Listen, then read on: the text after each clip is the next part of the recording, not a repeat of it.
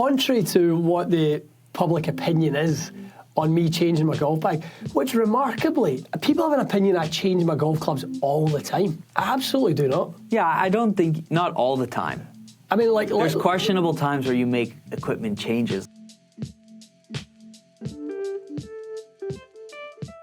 Welcome back to the Golf Asylum podcast. Episode 17. That's nice. It's nice to hear. Because what did we say? Who would have thought it? You have to get, what did they say? You have to get past 4. I think it's something like 90% of podcasts fail after 3, and then 90% of that 10% fail after 10. Okay. We're still here. We're still standing. We had a little folks. break at one point in between. We're doing good. But we're back. doing good. Life got in the way. We're doing good. We are back. How are you, Michael? I'm good. You've got the golf itch. You're struggling over there. Struggling. We played. We did. We had 9 holes. Played Friday or Saturday, whatever day that was. It was nice. It was chilly, but golfable. You're still hitting the ball, which was great. Yep. But yeah, I said to you earlier, I'm dying to practice, which I've never said in my whole life. Have I heard this type of chat from this boy in my life? Just rolling putts in the basement, chipping a few golf balls. What's that all about? I don't know. In the nicest possible way. I think it's like you used to practice a lot. You used to like hitting golf balls. Love hitting I just golf balls. played. Yeah. But I think when you have a golf club in your hand for most of the year, when you're removed for it, you go, oh, I miss it. Right. So yeah, would like to practice. I said there's still a couple days. I mean, absolutely. There's a high of 9 today. Today's a day you could play. Yeah, even just go hit some balls at the range. I know it's off a map, but I mean, who cares? Oh, absolutely. It was nice hitting balls the other day. You could have hit balls for a couple hours, no problem. Little pot of tea after. That's the best part. Chestnuts. Roasting by the open fire. So yeah, I've even got in my dad's ear, potentially a 3-day getaway somewhere. Where'd you fancy?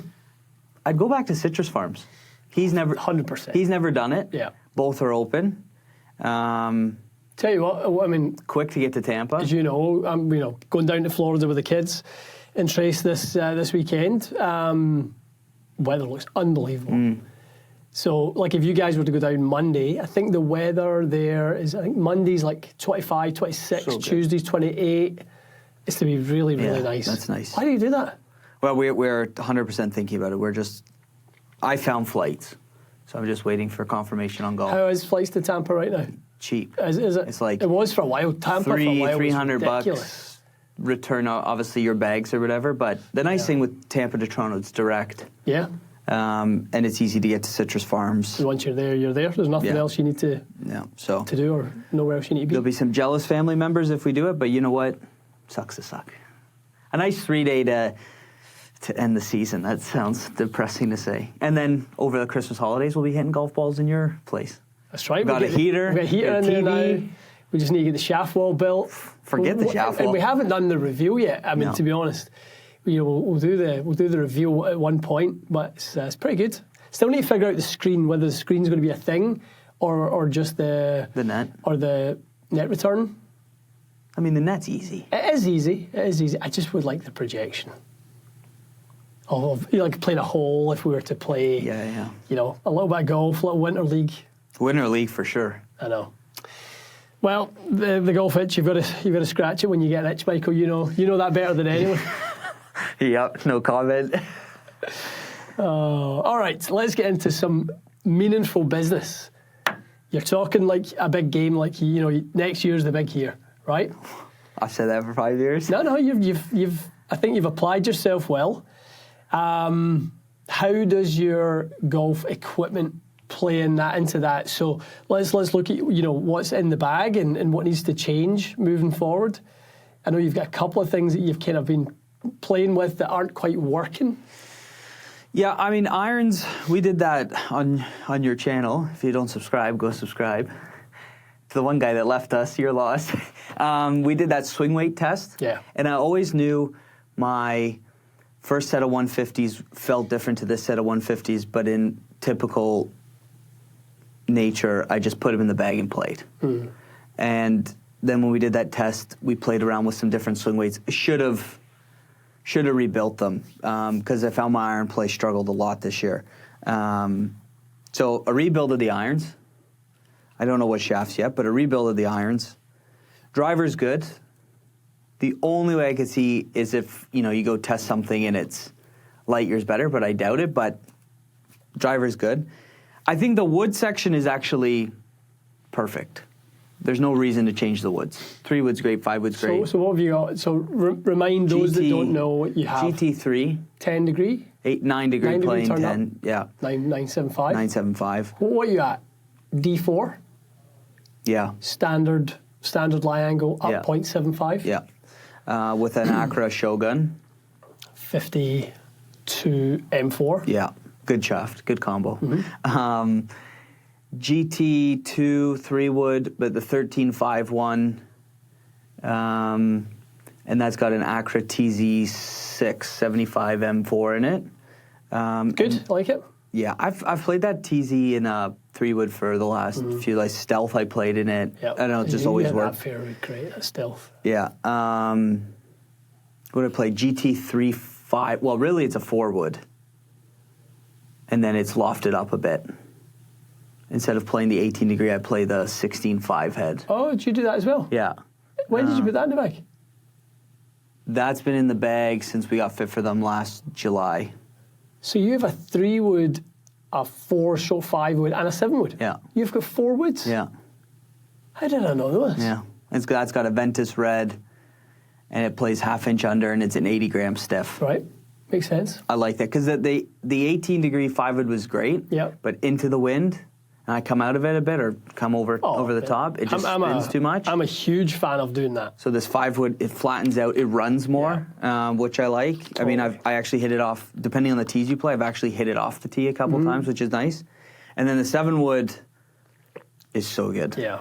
It's a 21 degree GT2, Diamana, RB, 80 gram stiff. RB? Yeah, I played that red board. Where'd you get that? When you gave me the head. I didn't know, of course. I did have a TB in that ping 3 wood that lasted 2 rounds. What is that? So the 83 stiff, the one. Yeah. Yeah. So I've got the other two. I've got the 63 and the 73. Nice. And that's short. That's like 40 1/4 inches or is something it really? like that. It's great. Because out of rough, rough of the club is thick. Yeah. For me, it feels like, I mean, you're always going to hit a miss hit, but for me, I can draw it. I can hit different shots with it, which is nice. Yep. And it goes fairly long. It's replaced the 4 iron completely. And then I go 5 and 6 iron. 5 iron's not quite T250. the boy, is it? No. Even 6 iron feels a little not great. It can get clunky. I don't feel like I can get through the turf as good as I can when I had the 150s. Right. So maybe I think that'll be the look at for next year is 5 and 6 iron optimization. 5 and 6 iron, and then make sure the shafts are bang on, the set's rebuilt. Wedges, I need new wedges. My wedges are fried. I could stick with the artisan stuff because I love it. It has no offset. It looks really nice. But it is new wedge season next year, so who knows? We'll see what some new wedges look like and maybe play those wedges. I don't know. Have you ever had your wedges from Vokey made specifically for you? That's a game changer. Yeah. You've heard me say it, and I've said it on the pod, I've said it in the channel. My wedge setup is by far, I would be comfortable saying if I never had to change it, I would be happy. The reality is there's only one wedge that I'm probably somewhat is this perfect? And that's the K-Star. I like it. I think it's really worked well for me. I think the versatility of the grind on K-Star is great. Something tells me it might still be a bit wide in the sole. So I think on a basic dry pitch, quite good. Some of the other different lies, I don't know if it's exactly what I want, but again, I'm not. That's the thing. When I did the artisan, I went down for a few days, and we were able to try stuff, and then was really into it. Where we were talking about, that's the first time I had a wedge that had some a bevel on it and relief on the heel and no offset, and it's exactly what I want. It's why I love those wedges. They feel good. I don't ever think about them. So maybe, yeah, you're right. Maybe if it was a Vokey or if it was a MG5 or something, I would need to do a little extra work to them to make them exactly how I want them to be, versus just, I had a set of stock wedges, and I didn't like them. What shafts are you playing in the wedges? Still spinners? DG spinner, yeah. Wedge Plus. Right. I don't know, it's forever. And I have 20 more sets of them. So you'll just continue playing that? I think so. I like it. I've tried the S400 stuff. Don't like an S400. I don't know why. I think it's all in here. But I'd love on both sides. On both sides, I think people who say I play S400, why? There's no real reason why. Yeah. They're just accustomed to the weight. That really is it. Balance point and weight, those are the two things. It's not shaft deflection when it comes to a wedge, because you don't swing fast enough to deflect the shaft to really get performance. It literally is just a comfort level with the balance point and a comfort level with the shaft weight. The one thing I did with my wedges this year was I play standard grip, but I built up the bottom hand to be a bit thicker. So there's like 3 wraps of tape in the bottom hand, and I started to choke down on smaller shots. So the larger grip, I wouldn't go mid-size, but a bigger grip's definitely helped with, I would say, a little bit of touch. +4 style? Kind of, yeah, pretty much, which I like. So, and then putter is still in Oz right now. I think you putted, I gave you a bit of stick for that earlier in the year, and then we played a bit more, and I actually thought your putting was a bit better than like you said, I think you said it, the stroke got better improved. this year. Yeah. If I was to change putters and let's say go back to, a plumber's neck blade or something, I'd probably put a graphite shaft in. It's one thing I have liked is the feel of a graphite putter shaft. I like that Acro one, but I mean, whether it's a Diamana putter shaft or TPT doesn't matter. I just like the stability that brings in. I think it offers something. I do. I think it offers something in the stability of it. Again, you need to really look at the robot data. Dr. Paul probably has it in terms of the contact time between the putter head and the ball. How much are the ball and putter head in contact long enough for the deflection to be minimised by the shaft? Maybe. But you'd be a fine line between whether it's actually doing something on definitely is from a deflection standpoint, no doubt about that. It's plenty of time for it to play a role in that department. And it will reduce twisting. It's just whether the twisting actually changes the trajectory on start line of the golf ball, depending on the dwell time. That'd be a good one to ask Paul. Yeah, get him on the pod. Talk about graphite putter shafts. Let's do it. You, any changes? Golf balls for you sign off. Still Pro V1X? I played Pro V1X a lot this year. But you did end up playing quite a few golf balls. I played TP5X for a good chunk of the year. Yeah, I liked it, it was great. And I played that Strixon Diamond. You like that? I do like that ball. One thing, too, is it lasts, Does it? Very durable? I think I say this a lot. Hit into the first fairway, hit it on the first green, go to putt, you look at the ball and it's scuffed. Yeah. And to me, it's that drives me insane. Or hit in the bunker and there's a grain of sand stuck into the ball and you're like, and generally I'll put it back in the bag and I'll go, okay, I don't know, I'll probably end up throwing the ball out or put it in the back shop. There's a basket for people who want to get rid of their golf balls. The Strixon one lasts longer. You could play, I'll tell you, I've played 36 holes with the same Strixon ball, and other than the Sharpie mark is worn off, the ball is puttable, hittable, there's no chips, there's no scuffs, nothing. I think that people will be really, impressed by that. Just think that's a real sign of a quality product. Yeah. Which it is. I do like the ball. It spins a touch more, which is great. And at the end of the year, as soon as they punch the greens, I ended up using a Sunday bag. Nothing wrong with punch greens. No, apparently. There was a sleeve of AVX test balls. Yeah. And I remember asking you that the following week. I was like, what's your thoughts on AVX? It just had, it was almost too flat of a flight, but it looked like it went further. I don't know if I was maybe just hitting it, maybe wasn't thinking it's fall golf, just bunt it and go. The flight of it was super nice. Around the greens, it was fine. But yeah, I would say Pro V1X and Strixon Diamonds, those would be the two balls that I would use, no problem. Good. All right, Michael. So, contrary to what the public opinion is on me changing my golf bag, which remarkably, I mean, maybe not remarkably, right? But people have an opinion I change my golf clubs all the time. I absolutely do not. Yeah, I don't think, not all the time. I mean, like... There's questionable times where you make equipment changes, like before a qualifier, and then the guy's got 10 clubs in the trunk. No, like, let's look at it, right? So, a Champion's Choice, I used for 4 years, 2021 until this year, right? And then I changed earlier this year to the Spider, being great. So, really, I don't change putters. No.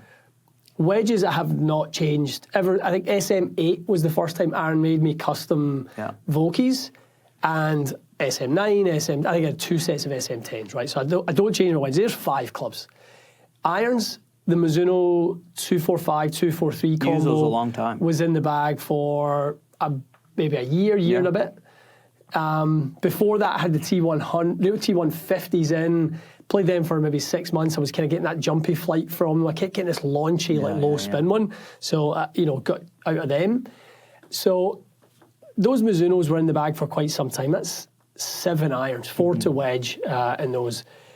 That's essentially 11 golf clubs that I don't really change. It's really, a lot. next to it's ever. A lot, yeah. Yes, the wood side of things, I'll have tinkered with for sure.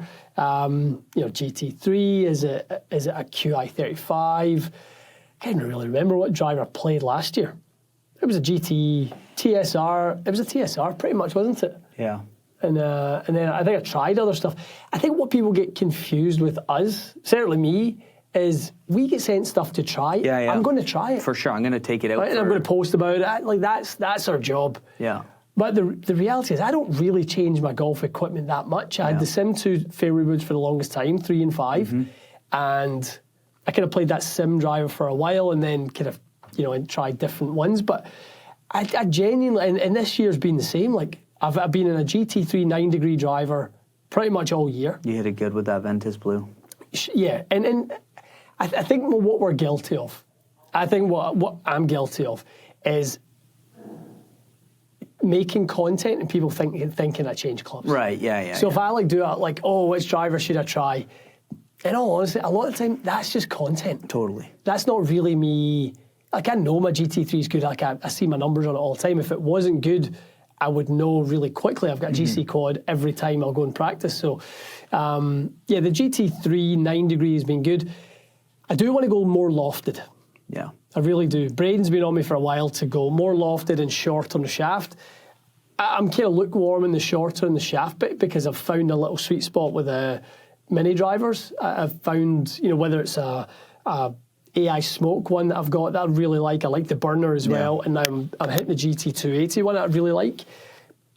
Because of that, I'm a little bit more adventurous with the length of shaft on the driver. And then the GT3, same as you. 16 and a half. Is yours a GT3 or GT2? GT3. Yeah, same, so exact same. 4 wood, turned up to a 5 wood at 7 wood length. Yeah. I think mine's at like 17 and change. Mine's 17.25. Yeah. Mine is on, I think mine is C4. So it's flat and a little bit more loft. So Ventus Blue 6X, Diamana GT, 7S in the mini driver and 8S in the little 5 wood. T250U 4 iron with the VF 95 stiff. The T150 5 and 6 iron. T100 7 to 9. And then Vokey 44, 49, 54 and 59. But those have got those custom grinds on them, like I mentioned, and it totally changes. So like I go for tour grind. Do you know what that one is? Yeah. So like just softening the edges. So I do tour grind. I do pre-worn leading edge. It used to just be pitch and wedge, gap wedge, and sand wedge, but K-Star kind of comes with that too. So literally every club in my bag or every wedge is a pre-worn leading edge. I generally go 1 degree loft stronger. So start like at 48 and normally bend them 1 week. Right, okay. Just take a little bit of offset. That's something that I kind of really like the look of. Straighten the leading edge on pitch and wedge, gap wedge, sand wedge. I don't do it on the lob wedge so that I can open it more easily. So I always straighten the leading edge on that. And that to me just gives it that, like, my wedges look like they have zero offset. Yeah, that's the biggest thing. Week in 1 degree, straighten the leading edge, guys. If there's a little tip for you guys out there, those who like to tinker with wedges and like that look, that is the key. Go 1 week, straighten the leading edge, and your wedge will look like it has zero offset. Yeah. There's nothing worse than that gooseneck wedge. I hate it. I mean, I know, well, one of the best what's in the bags we ever done was down at... What was Pablo's Creek. Pablo's Creek, well the done. buzzard. I was thinking what that was called. That was one of the best what's in the bags we ever done. And it was, even in the comments, I still remember people going, wow, like that was a what's in the bag. Yeah. You know, going through all of, you know, Jim's preferences. You know, he has his artisan wedge that was based on the Cleveland 485, kind of gooseneck, little kind of weird pear-shaped head. It's just what he's kind of loves it. Played his whole career. Absolutely loves it. So, yeah, I think wedge-wise, that's why I asked, like, if you've ever done it with Aaron. No, I've never done it. It would be worth doing it. Mm-hmm. And then are you Pro V1 or Pro V1X? Pro V1. Pro V1, I feel game to try different golf balls. Now, like, I'm happy with my Pro V1. I think it might be a mental thing. I feel like there's a longer golf ball for me. I feel like in the past, when I've used other golf balls, I've been much longer than I am with Pro V1. Now, if you do robot testing, that much longer might be 2 yards, 2.5 yards on a longer golf ball. But I'm interested to try, whether it's, you know, there's variations out there, isn't there? I'm curious to try left dash. You know, like a ball that launches a little bit but doesn't spin too much. I don't know. I'm game enough to try something. That ball has, I know a lot of guys that play it. I've put a lot of guys in that ball for the not so fast swing speed player. Yeah. That's played Pro V1X forever. To cut spin off the driver especially. I think that's really good. Changed a lot of people's, like my dad's an example, another guy that you know that we've played with. I mean, I'm not kidding you, it's got to be 15 yards difference for these guys. And I mean, that's huge. If you hit driver 190, you get 15 yards. It's game changer. I really think there's something in it. I've tried left dot. You know, some people might be asking about that. There's double dot. There's Pro V1X. Is it the Plus? Yeah, I remember I had a sleeve of left dots. A couple of years ago, they sent us some. And I lost all 3 balls in like a hole. And I know I don't lose golf balls. And I was like, I can't keep this thing on the planet. Really? It was awful for me. And I remember guys were like, what's a white box? I was like, oh, they're prototypes. And the 3 of them went into the bush to try to find them. I was like, boys, who cares? Don't worry about it. They're in here for a reason. Yeah. Shaft-wise this year, I've made a change. In the irons, Modus 125. In the irons, I really like those. Really, really like those. Not really looking to change those. I've been playing KBS S-taper in the wedges. They've been good too. You know, that type of profile in a 125 is just really comfortable for me. Yeah. The one thing I've not settled on is grips. I'm a little bit like in search mode for a grip that I really, really like. Where was I? I was there somewhere a couple days ago. Remember the Lamkin Sonar? I saw a black one, brand new. It might have been at a golf town. And I know Lamkin's now owned by Super Stroke and stuff like that. And I never used a sonar, but man, we sold a lot of those. And it was great for a demo matrix. It lasted through COVID, the amount of times we scrubbed them. But I gripped one, it was brand new. I was like, what a great grip. But I'm a multi-compound guy. Yeah. I mean, this is the funny thing. You and I have been, we jokingly say, but we have kind of been out the industry now for the best part of a year. In that sense, working in it. We've not worked in a shop for over a year. And there's a few new golf price grips. I saw there was in Hong Kong. I'm like, oh, this one's really nice. Crazy. You know, so there is a few other I'd go back to a BCT. I used to love that. I hate a BCT. The thing is, they don't feel great after. You like a Tour Velvet. I can't get a Tour Velvet. Actually, my wedges feel awful right now, and they've got Tour Velvets on them. The minute a Tour Velvet gets past its use-by date, done. Get that thing to... Well, I saw that you said to me like a lot of tour players use tour velvets because they're re-gripping a lot and stuff like that. And they don't want to use their hands. And I watched the video. I saw Nelly hitting shots. I'm like, what grip's she using? Tour velvet. Then I saw a couple other pros like on Insta or whatever. Yeah. Tour velvets. I'm like, I need a set of tour velvets. Do you know, sometimes though, I'll put a tour velvet in my hands. I'll be, it feels amazing. And then other times I put a tour velvet in my hands and go, that feels atrocious. Yeah. Multi-compound, black. We'll go down. Thanks for coming. MC, let me tell you this new one that I saw when I was in Hong Kong that I really liked. Is it a North American grip? I think it's the new Align Max. I think that I'm sure that's what it's called. No? I'm out. Why? You don't like Align? Junk. What's up with you? Junk. Do you know they brought that back, that V55? Another junk grip. See all you nostalgic folks, bring back the V55. You know who gave me a set of those? Johnny Wonder. I put it on one club and I was like, this might be the worst grip known to mankind. Like, those were being passed around like stale beer. You know, if you go to somebody like, here, try that beer, and it's completely, what do you guys call it in North America, skunked? Yeah. Which just went bad. Yeah. That's what those were going around for ages, and they were like stockpile that people were really okay. And they were the cord had like sunken into the grip, and they were, these new ones are like, I felt them. They're better. They're way better. I remember I put one on and one cracked on the side, and I was like, this can't be it. Nostalgic for what? Pain? I know. They are. Someone sent me a message the other day. They say, can you put some grips on for me? I was like, yeah, sure. What do you have? And they've got those Grip Masters. And a friend of ours loves it. Who? Yeaman. That's leathery, too sticky. I can't use a leather grip. And they're too big. I like discreet. It's because you've got tiny wee hands. I like discreet. And you can just rip them off when they're done. I need to regrip my clubs, but that's a winter project. We both do. We both do. That was why I started looking for this, like, what's new out there, what's fresh. Golf Pride, your website sucks. I know Lambkin never had anything that I really liked. The Crossline I wasn't a fan. That all gray grip we used for a while. Didn't you use that with the blue cap? What one? It was like a rubbery Lambkin? Yeah. I used it. It had gray grips. I had them on a set of Mizunos. Genesis? The Lambkin is called the Genesis with that cord through it? Yeah. I did quite like that. I know, but it's red. I know. I don't like... I don't like the color. Weird stuff. So yeah, multi-compound it is for the rest of the time. The thing is, the Super Stroke grips, I've not had them in my hand, but on TV or on social media, that's not it. They look cheap. Don't upset Jake.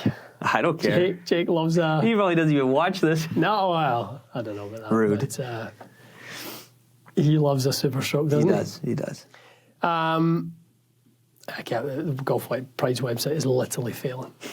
I think it was called the Max Line. It's grey and black anyway. I've seen it. It does feel quite good. Yeah. Yeah, I'm up for trying something anyway. Something new. All right. So what, in terms of you're thinking of changing what, 5 and 6? 5 and 6. Is that it really? And 5 wedges? and 6.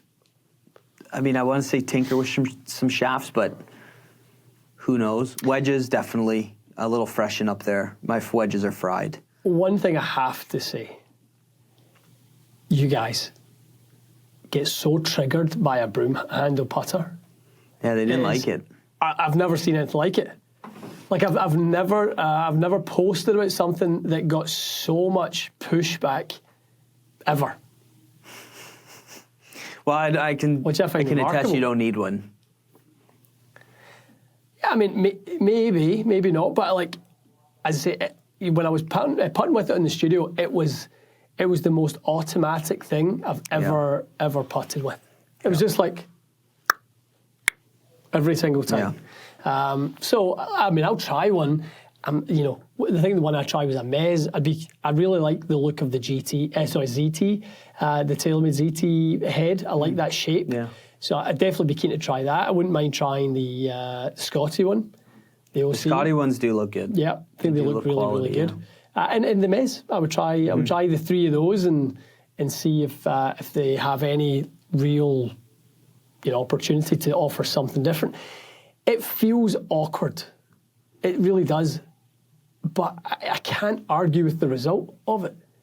We did, in our past life, we did a video with Sam, and I was the putter of the video, and we did a broom handle, or broomstick one, sweeper, whatever you want to call it. And like you said, that automatic feeling, once you get over the setup of it being different from what you use, on that straight putt, even though that putt had a little bit of right to left break on it, it felt, like you said, automatic. I've taken, because I had one, a broom handle out on the golf course. Because it's so different and new, I ended up playing 9 holes with it. The short putts, the tap-ins and stuff, stuff you just walk up and 1 foot it and you tap it in. This one, there's none of that. You have to set up, get in your thing for a putt like that. And some guys give it to you, but most of the time we try not to. So it feels like I'm going to sound lazy. It feels like a lot of effort for a tap-in, whereas a tap-in should just be move on. But I mean, like you said, it does feel automatic. Yeah, I'm trying to imagine walking up and trying to just one hand, one in. You can't. It's tough. You can't. Yeah. I mean, you almost have to practice that. Practice your tap-ins with the broom, because you can't just. Yeah, I don't know. Different. Very different. Crazy. All right, well, let's just say there's probably wedges, so 3, there's probably 5 clubs that are up for change in your bag. I would probably say I don't want to change wedges. I'm not really looking to change putter, but I'll try something. I'll try those brooms because they just intrigue me enough. But I think the likelihood is I'll stay with the Spider. Irons, I'm not going to change. I'm not going to change irons. I don't think. I just got a nice set of irons sent to me that I need to build. What'd you get? Those JP irons. Oh, did you? They look great. I said no. See in person. They look really good. The prime ones. So nice. It's not JP that's involved. No, in I know, anyway. but they still look good. They do look good. Yeah. They do look good. I know they asked them do you want to do a collaboration piece on it? I was like, no. That's why when we were going to talk about iron shafts, I was like, wonder what I should put, because I think this will be be a winter set. See what they're like. See how they feel. I talked to some other guys like WRX guys and stuff. They say they're nice. Yeah. When you see photos online, I'm like, oh, they're going to be bulkier, just lots of offset. Look down at it, and I was like, that's a clean looking head. So I don't know. We'll see. You'll be able to hit them soon enough. We'll get them in the studio. All right. Let's move on from our gear. There was some talk this week on a podcast that Nota Begay was on about the return to golf with Tiger Woods. Now, I will openly say I did not think that was even going to be talked about in sort of, terms of being something that could happen relatively soon. Yeah. I was shocked that he's talking about already 3 events specifically. Augusta obviously being 1, Harbour Town being 2, Colonial being 3. That's the 3 events he's talking, because, Augusta just because, he still says, Nota Begay was saying he's still at 172 to 175 ball speed. So he hits it, he said he's hitting it great and swinging it really, really good. He said he just can't walk. It's funny, I saw photos of Tiger walking the golf course with Charlie that he was playing, and I think Charlie won or came in second or something. Their school won, like the state open or something like that, which is great. Tiger looks healthy. There have been enough times. Listen, I'm a Tiger fan. There's enough times where you can see someone. You and I see each other when we were working and be like, "You look like crap today. You don't look great. Whatever." There's times where you look at Tiger's face and you go, "He's struggling." Yeah. And then there's other times where you look at him and you're like, "Boy, the boy could tee it up tomorrow. Let's go." So listen, I'd love to. I wish he played the Masters this year, because who knows? I probably won't go to another Masters for a long time. So I might never see him tee it up at Augusta ever again. Harbour Town's an interesting one. It's flat. It's funny, we were talking about that this weekend. He'd all like to go he loves play at Harbour Town. Dan Rappaport was there today, And I'm looking at pictures like it was a perfect blue sky, turf conditions looked like they were immaculate. Carolinas is the I'm best. like, I want to go and play that place. Yeah, we should this go. winter, I want to Let's go and play Harbour Town. I definitely do, without a shadow of a doubt. But I think that's kind of just oddly suits Tiger's game. He can hit some 5 woods off the tee, some 2 and 3 irons off the tee, whatever he wants to hit. He doesn't. It's not about how long you are with the driver at all. No, it's a precision thing. Like, why has that not been somewhere he teed up at Colonial, I think, one time. He's never teed it up at... That's interesting. Colonial's a big golf course. I think it's just because it's flat. Yeah, true. Yeah. I think that's all it is, because...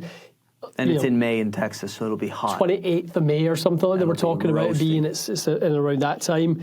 But those were the 2 events, plus Augusta. And plus, we talked about last week in the pod, and we really think this is a real thing. He's going to want to play St Andrews in 2027. Mm-hmm. He really is. Because he never signed off officially. He will sign off officially from, I think, probably from the 51. Well, I say that. It might not be the case at all. He might sign off from St Andrews saying, I'll never be back to St Andrews or whatever, because the reality is he going to want to do that 56 or whatever years old? So I don't think his body at 55 would be the same as what Mark Calcavecchi is right now. Do you know what, though? I think Mark Calcavecchi's in better condition to play a golf course than Tiger Woods. He would be from if you look at it from a pain and, like mobility standpoint, yes. From a golf skill standpoint, not even close. I know. I mean, that's the thing. Like, Tiger's genuinely still swinging it as good as he ever. No, maybe not as good as he ever has, because I don't think with the body he has, but it's technically in 2018 and 2019, he was swinging it as technically sound as he ever had in his career. I think the athletic nature of his swing in the 2000s was off the charts, just because he was such an incredible athlete. He'll have a busy year in 27, because I'm putting my money on it. He's a Ryder Cup captain. Well, he has now, for the first time that I have heard someone in his camp or him say, he has now said he's willing to take a cart in the Seniors Tour. That's a big, sort of like... I mean, most of those courses they play too are flat. Are they? Is it 3 rounds or 4? Their majors are 4, and their normal events are 3. But I mean, their Schwab Cup that they played in Phoenix Country Club is, I mean, as flat as this table. In all honesty, I mean, he's going to pitch up there. You tell me he's not going to beat Bernard Langer and Stuart Sink? Yeah, I mean, I don't know. I'll tell you, I'll be going. I think honestly, like, what do the Champions Tour need to do to get him to play? Do it. Yeah. Just do that. They will have record crowds. The Champions Tour will become bigger than the PGA Tour. That's true. If that is the case. Yeah. If it becomes the thing that, the only disappointing thing for me, as I was thinking it, I had to say it. I wish Mickelson was playing Champions Tour. I wish he wasn't over 11. That ship sailed. He's gone. Can he not go to Champions Tour? Because he played a few events before Liv. Before Liv, absolutely. But now he's obviously committed to Liv. I think, and his game's rough. Well, he had some good finishes last year. Did he? Yeah, absolutely. I think his game was he hit it okay with Horvat and stuff like that. He played great, but especially driver. I know his first year on Liv, he struggled. He struggled his first year, as did all the high flyers. I think it's their team. Yeah. But he was actually, I think he was in contention maybe 3 times or something. He got himself right there. I think his game's okay. I think his game's pretty good. Champions Tour worthy, for sure. Yeah. But I just think those guys, if you got, again, VJ, Goosen, Ernie's playing great again, his putting's back. Game's unreal. Tiger and Mickelson, is that bigger than the PGA Tour? If you get those 5 guys playing on the regular, is that bigger than the PGA Tour? I want to say that's the golf I grew up with. Yeah. But I'm only 30. But like Tiger, Phil, like those guys, even I throw Ernie Els in there. Like those are the guys. I would tune into Champions Tour over a PGA Tour event 100%. If those 5 were playing on a Sunday. 100%. That's crazy. I've never thought of that. So good. And like a lot of the other guys their games have come around even more. Like Jimenez's game is still silky as ever. I mean, guy stripes it. Yeah, great. from online footage, Rocco looks like he's hitting it good. I don't know if he's competitive. Stephen Alker, who's obviously been an absolute money machine. Justin Leonard looks good this year. Alex Cheka has been really, really good. So there's enough. Stricker and Tiger. Yeah, I just think there's enough great players, and more every year are pouring themselves out. Like I think Stenson obviously got his DP World stats back, but like Stenson now is like he's 50 this year. So like, a lot of these guys, are going to migrate over to and it was such a golden era of golf. So good. I would watch a Champions Tour event over that. You think Stenson wins on DP World Tour next year?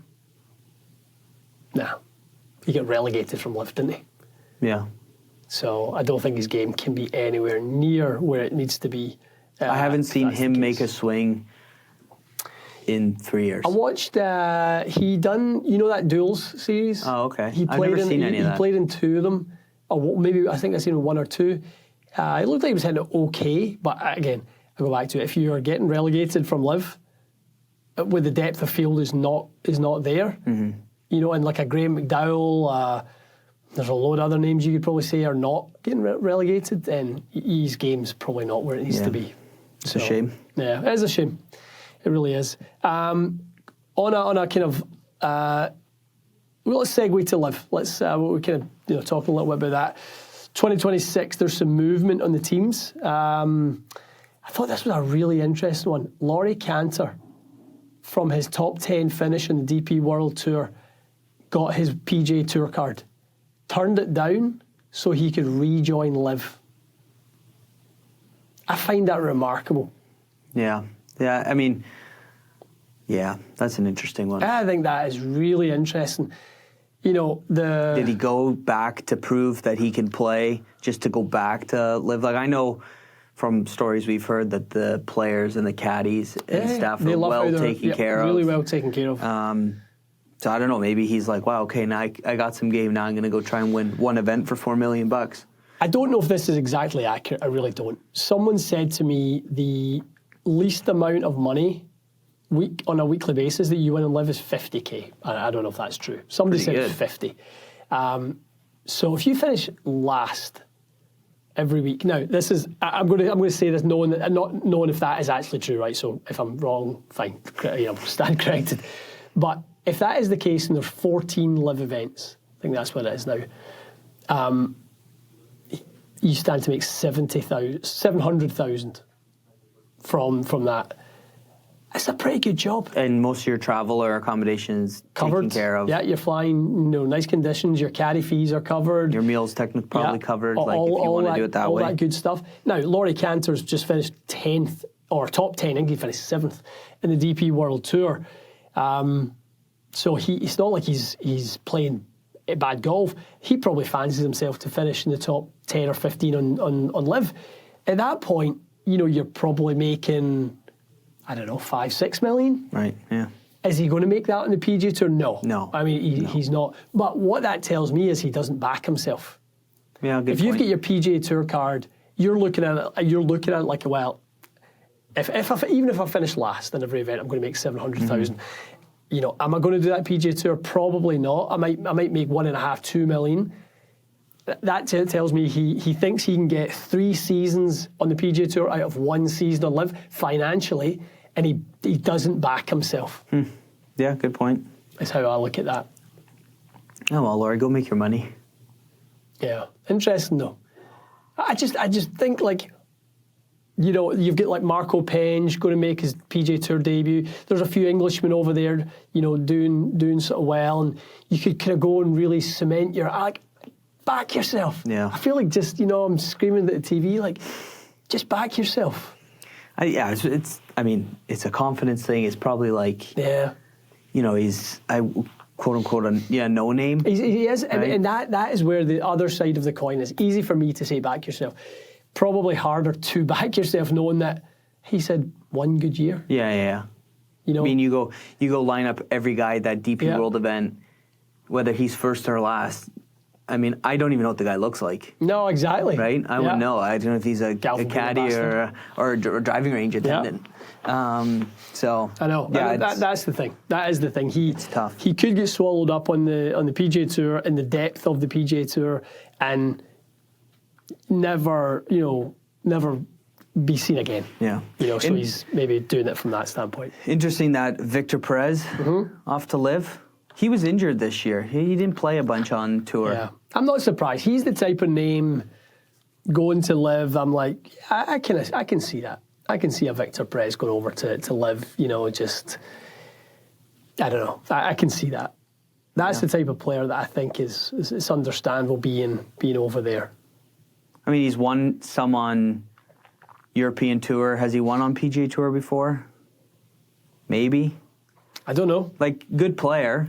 He had some runs at majors. Not like he wasn't going to win them, but like he was, top 10s in some U.S. Opens and stuff like that. Obviously, stripes it. He's a European boy. He's probably got a bunch of boys on live. Like you said, he's probably hasn't made a bunch of money in the last couple of years, and he goes, okay, if my game's feeling right now, there's got to be a thing in the back of their mind. If I win once, it's $4 million. Yeah, like that's a lot of cash. And then you have your team wins and stuff like that. It's almost like guaranteed money. Well, look at like a Tom McKibben, right? Look at what Tom made moving over there. Probably a lot of people felt that he shouldn't, and he should, too young to kind of do that. But if you look at like he gets to go on Legion 8, and he gets to be with Ram, Tyrrell Hatton, obviously Tom. Who's the other one in Legion 8? Somebody's going to be screaming it down the pod right now. Leave it in the comments. Whoever it is, it's going to annoy me. But he's made an unbelievable amount of money. They won the team thing. Yeah, that's right. Yeah. So because then you say John Rahm didn't win a single event this year, and he won the kind of their race to Dubai. He won like Player of the Year or something like that, which is insane. Caleb's Surratt. Caleb. Good, but like he played. I never even heard played of the well guy. last week. I think. I don't know if he won. He may have won somewhere in the last couple of weeks. Yeah. And again, they're talking about like. I think that boy Ballas there, he won the Spanish Asian flag, Tour, he won, and then someone else on Live just won another. It was Tom. Tom won in Hong Kong. Yeah. The thing is, though, it's funny that like the field at Live, like you don't have guys like Rahm winning every week. No. You don't have a DJ winning every week. That You do have a Joaquin Niemann winning every week. Yeah, I mean, his game obviously is unreal, but it's like, how could is it that much of a difference that you go win an Asian Tour event? You know what I mean? Like, you can't be, like, competitive golf's competitive golf. Yeah. It's not the golf course is easier. I would say the field might be deeper of an Asian Tour event. I mean, Lee Westwood's not going to beat you, especially if you're, true. that Spanish kid who played in the Masters, like, he's unreal. Mm-hmm. He should be winning all the time. I don't know. The one thing is I found it weird that young kid from Spain plays in the Masters, plays in the U.S. Open, won the U.S. Am last year, or whatever, 2 years ago, goes to Live, and the first thing I said out loud was like, he may never see another major championship ever again. Yeah. That to me is crazy. Now, I'm sure the money was fantastic, and he was like, sign me up if I never see a U.S. Open or PGA Championship. I don't really care. I don't know if the money. I don't know. I don't. When was the last time though you heard about that type of money being splashed? I don't know if they are throwing that type of money about. I mean, I don't anymore. think they paid him $100 million. No, not a chance. Not a chance. Like maybe 10. But for me, like the traditionalist historian of like golf and stuff like that, if someone said, right, you won't play in a major, but we'll give you $20 million and you can go play golf, I'd be like, never play the Masters, never play the U.S. Open, never have a chance to win a British Open. I don't know. That's a bit rough. Yes. But I'd take the 25. Back yourself. Yeah. All right. We've talked a little bit about golf equipment. Let's talk about the price of golf equipment. Where do you stand in the price of golf equipment? Because it does seem like people are a little bit perturbed. We're going to see a new wave coming. It's not going to be cheaper than it was. Yeah. What are your thoughts on that? We used to be able to, obviously, we would make quotes for customers, and I remember quoting my own set of golf clubs. And that's when I played Mira 501s and whatever. And I knew the price of my wedges. And my set of golf clubs was $11,000, right? And I go, okay, that's expensive. Like every fully custom, I include the ferrules, everything on that quote. And that was like 4 years ago, right? What did you have that was worth $11,000? Well, because I included the value of the putter. If you were to buy that, that Bettinardi putter. If you were to buy that Bettinardi putter from Bettinardi, it was like $4,000. Yeah, so it's like it adds up, right? But I was like, still, there's people that come in asking, "Can I buy a tour putter from you? Can I buy these limited edition putters that are $2,000, right?" And I thought to myself, I was like, "Wow, that's an expensive set of golf clubs." But then, when we always talked about like the quality of fit, quality of build, that is almost added to the price of what you're getting, and the peace of mind that if something goes wrong, we fix it, and your one-to-one relationship with your fitter, that's all worth it. Yeah. Some people say, someone in the comments said $600 plus for a putter is ludicrous. I don't think it is. I think when you're paying, a stock Titleist driver in Canada right now is $900. Yeah. Right? Put a aftermarket shaft in if you want to get fit, you could be another $400, $500. $1,400 plus tax in Canada versus $600 for putter. I don't think that is.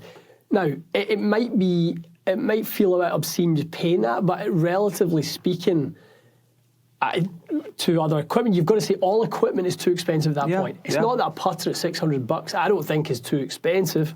It's the club we use the most. It is at either end of the hole. How you start the hole and how you end the hole are the two most important, in my opinion. I've said that forever.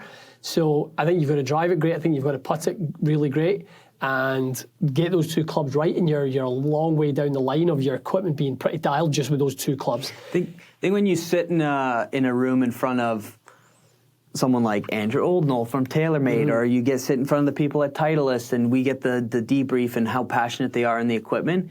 For me, right away, now, I'm lucky, we don't have to pay for equipment, but price isn't even, I don't even ask, what's MSRP going to be? Because you see that it's not $100 worth of materials and they're selling it for $900. That's not how it works. The people are geniuses. The technology they're using is ridiculous. The product is light years better than what something was 5 years ago. Yeah. Just quality, finishing, everything's better. So I don't think golf equipment's ludicrous priced. Yeah. I think the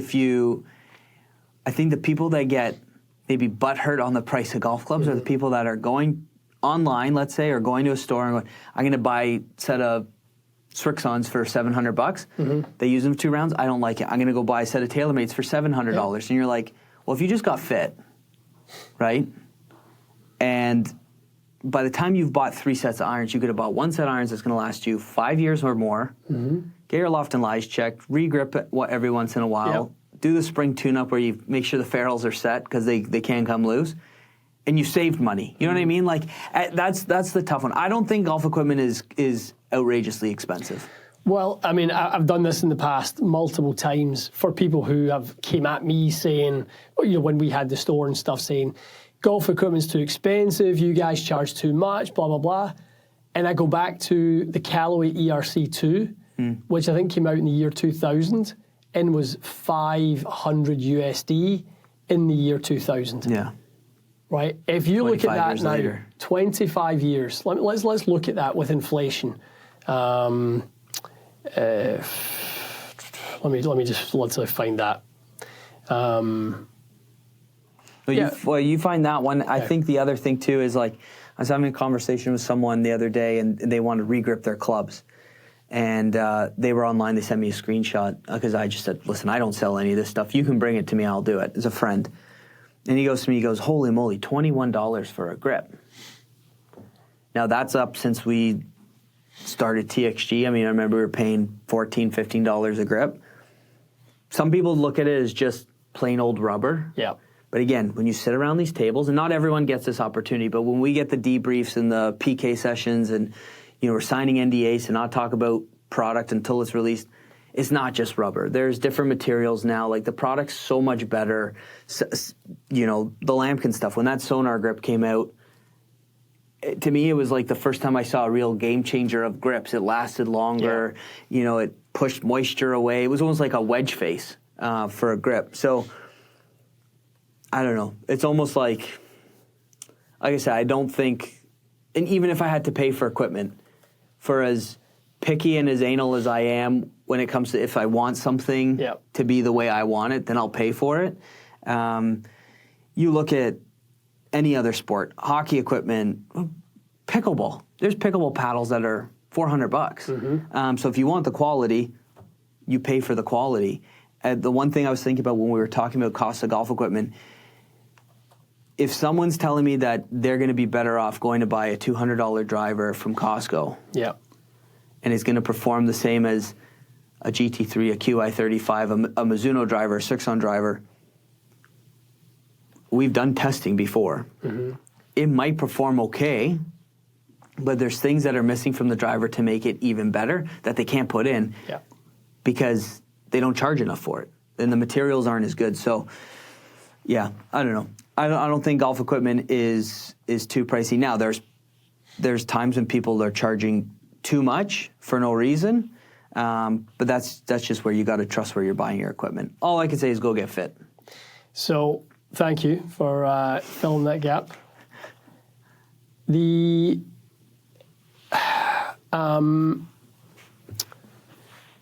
Callaway ERC2 driver was $625 USD. Wow. Today, now end of season, albeit, today the Callaway Elite driver is $500 USD. Wow, that's cheap. And right now, I guess they've done a price adjustment, right? Because the new one's coming.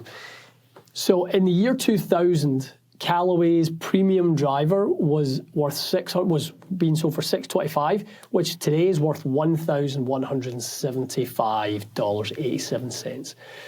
So when you look at the price of golf equipment and relative to inflation, it's not crazy. Mm-hmm. It hasn't outrun inflation. Yeah. And I would love companies, one company especially that I'm thinking of, to be transparent with what their cost into the trips to Asia, the team members, the R&D, the materials, give us like a breakdown of like the cost of development. Yeah. And the millions and millions that it goes into the development, just so people see, because everyone wants to rave about a lot of these direct-to-consumer products. Oh, they're just as good as what the manufacturers do. That's fine. They get a chance to, take advantage of what the manufacturers are sort of developing in these factories in Asia. Then they go, make me one like that. It doesn't have to be exactly like that, but make me one like that. Well, how did they get to there? They spent millions getting to it. So I don't think it's as easy just to say, golf equipment is too expensive. I think to your point earlier, which is perfect, I think do it right and get fit, and if you're going to invest in it, at least get what you need. Yeah.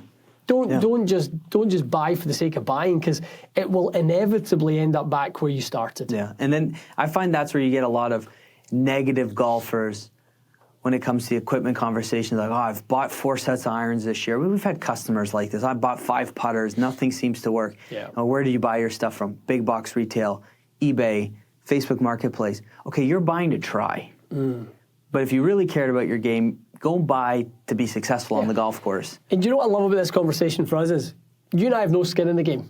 No. We're not sitting here with an agenda of trying to push people. Like, if there was ever a time to believe what we are saying, it is right here, right now. No kidding. We don't have a store.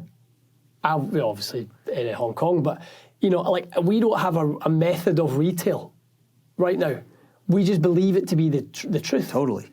I mean, I still send customers to. Well, I got guys in the U.S. that are texting me, guys here, and they're like, "What do I do? Where do I see?" I'm like, the conversation doesn't need to be difficult. Go get fit. Mm-hmm. They go, "I'll just wait till X day at big box retail." I'm like, "What are you doing?" Yeah.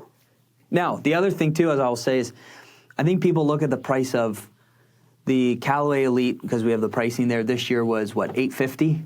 In Canada, yeah. Sure. Yep. So now it's $500. That was USD. So I think in Canada it's maybe like $650. Okay, $650, right? So it's a couple $100 difference, right? Yeah. You could still go get fit today for Callaway Elite driver, and some of these studios will change their pricing to match what, Callaway says the new pricing is or whatever. You don't need to get the driver January 5th. If you really want, go get fit at this time of year. If you want to save money, if equipment's too expensive, you're getting a Callaway Elite or whatever premium driver you're getting for a couple $100 less. If that's really the, people, it's too expensive, too expensive. You can play the game and wait it out a little bit. We were talking about iPhones earlier on, and you're like, I don't really, like, if it's a phone's a phone, and would you go to a store, though, and buy an iPhone 15 if there was an iPhone 17 for sale? Do you think people would be happy to just buy, like, because necessity is, a driver this year and a driver 2 years ago are still great drivers. But there's been changes to the development of it. If you went to an Apple store today, would you buy an iPhone 17 or an iPhone 15? Yeah, I don't know, probably 17. But the thing is, like... Interesting, that no, buying behavior. No, for sure, because you're like... If someone, I don't know, like this is it all does one thing, but you could say the same. A TSR does the same as a GT. It all does. It puts the ball going forward, hopefully. Yeah. But there's certain things from the TSR to GT for me that made a difference. Where I'm like, that's the thing. It's like speed of I guess it could depend on product, because if someone said this is a 2 megapixel camera and 17 is a 3 megapixel, I look ugly in every photo, so it doesn't really matter what the megapixel is. Oh, Michael. There's no enlarging button. Can I go over and give you a wee hug? Yeah, no, it's interesting. Well, we'll see what the price of the equipment is in January. What an OEM should do is go, okay, we've slashed the budget. Yeah. There's no trips. There's no innovation. There's no nothing for the next model. This is what we're going to bring out. It's going to be pish, and people be like, oh, it's $100. ABC driver, and it's left, right, cracking face, falling apart. And then next year they go, okay, we brought our innovation budget back, and it's going to be the best driver ever. Then the equipment price, who cares? Yeah. There are some stuff that can get expensive, I get it. But like I said, lots of other sports, people who ski, I mean, you skied. I golf with a lot of guys that ski. I mean, one pole is like $800 just to stab in the snow. It's like cycling. Get into a bit of cycling. Our neighbor cycles. I mean, he needs to lose the leotards a wee bit tight. But he spent $8,000 on his bike. The leotards. Oh, geez, I like it sprayed on. Lycra. All right, new feature of the pod. We're going to finish with every week. The community Q&A. Michael, what if I didn't get one question? People don't even know who I am anymore. Stop. You're loved. People are so happy you're back on the Fraser Golf Institute. So happy. So we're going to pick 5 questions, guys, from, in true fashion of ours, we literally asked 3 minutes before we started the podcast, which is fine. Next week we'll be on it. In fact, we can probably carry over a lot of these questions since Michael will have been inundated. Oh, the questions.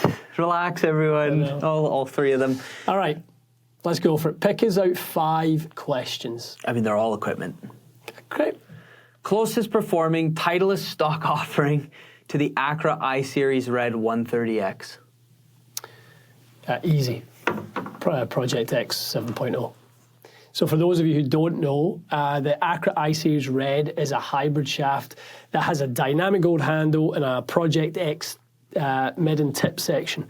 The change is that kind of linear EI curve of a Project X has been softened a little bit with a slightly softer dynamic gold handle, and that's people historically love the feel of dynamic gold shafts, but sometimes you need something that's a little bit more stable. So that I-Series Red is very, very stable. I played the 120 for a while. Yeah, those nice. Pretty good, yeah. But it is a pretty stout thing. So Project X 7.0. QI4D or Quantum Fairway Metals and drivers. Never heard of them. Oh, we as I said last week, we're not bound by any NDAs. No. We can say whatever we want. They both look great. I will say, that Will Peoples, he shared a photo of the Quantum driver. Yeah. And my reply was, finally a Callaway driver that looks nice. Right. I think we said in the pods before, I never liked a Callaway driver. You did. From the bottom, it looks amazing. I think, I agree. I think Callaway have been so hit or miss with their driver last year. I remember when we were at the Eli Callaway Performance Centre, looking at the elite from the plane position, that crown, I'm just like, that's not it. No.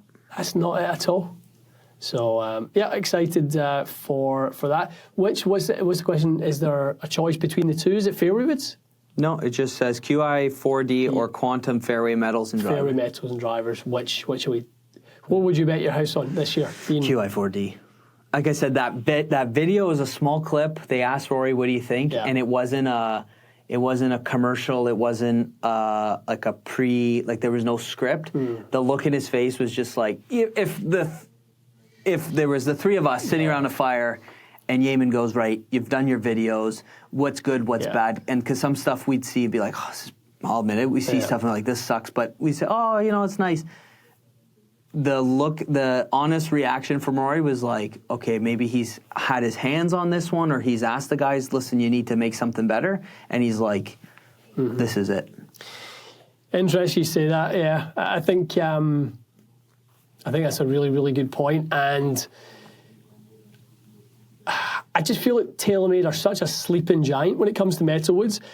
Everyone's always waiting for them to make the next great metal wood. Yeah. So I think when they make one that has a sort of a degree of anticipation, people automatically assume it's going to be the best.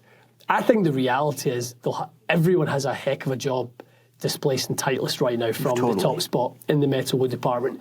Fairway woods, I know TaylorMade have had home run with their fairway woods. The last QI 10, QI 35, still people loved it.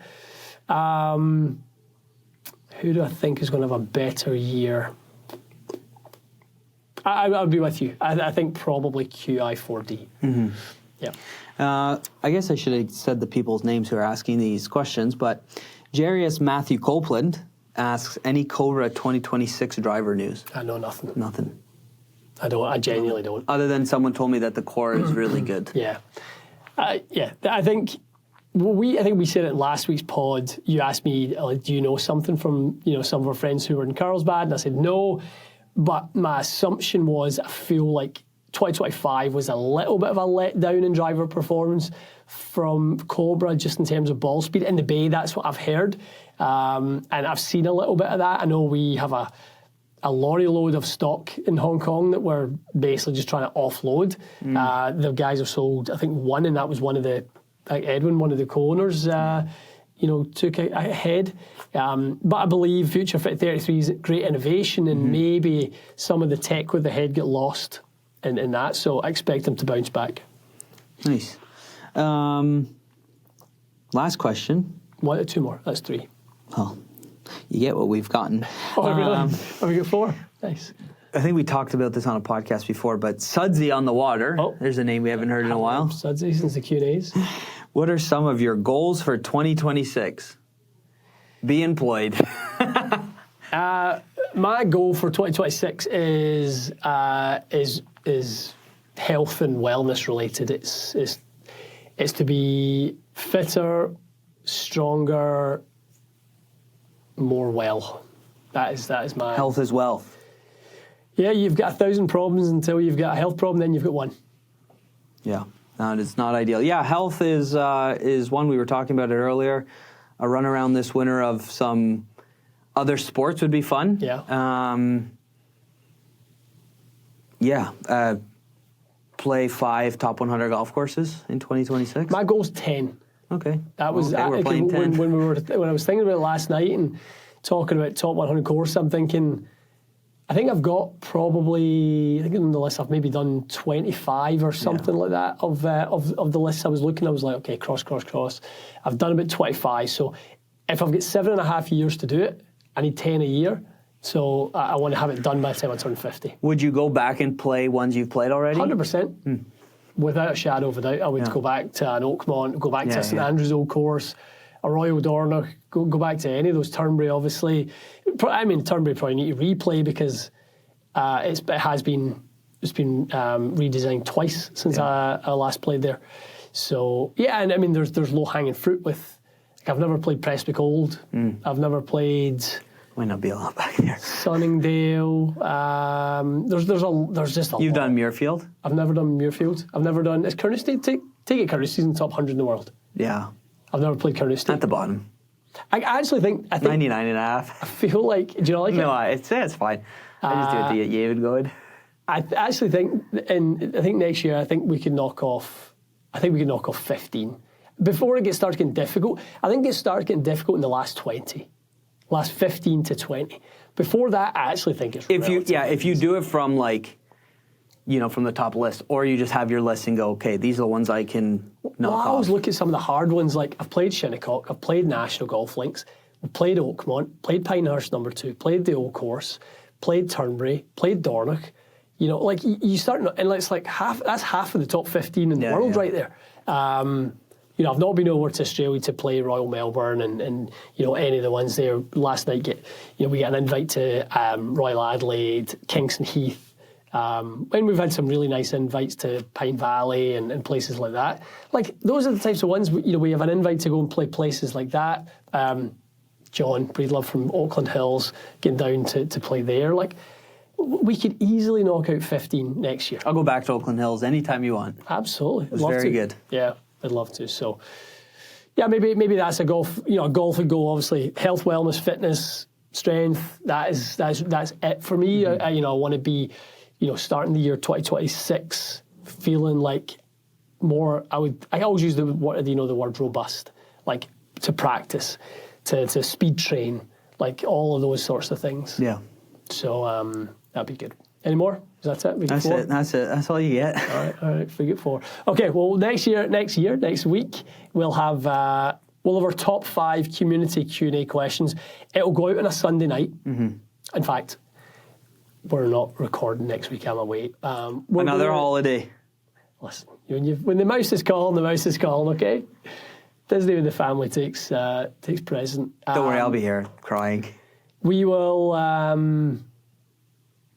I think we're going to try and maybe get another one in this week. So if we do, we'll post, obviously, about this. This obviously is going to go out in advance anyway. So the community Q&A, going to be a staple of the podcast. I like it. Mm-hmm. I like it. And let us know in the comments, what do you want to hear? What do you want to see? Yeah. Give us something. A little inspiration from you guys, from the audience. Good stuff. Okay, guys, appreciate you listening to us waffling on. Really appreciate the feedback on the podcast so far.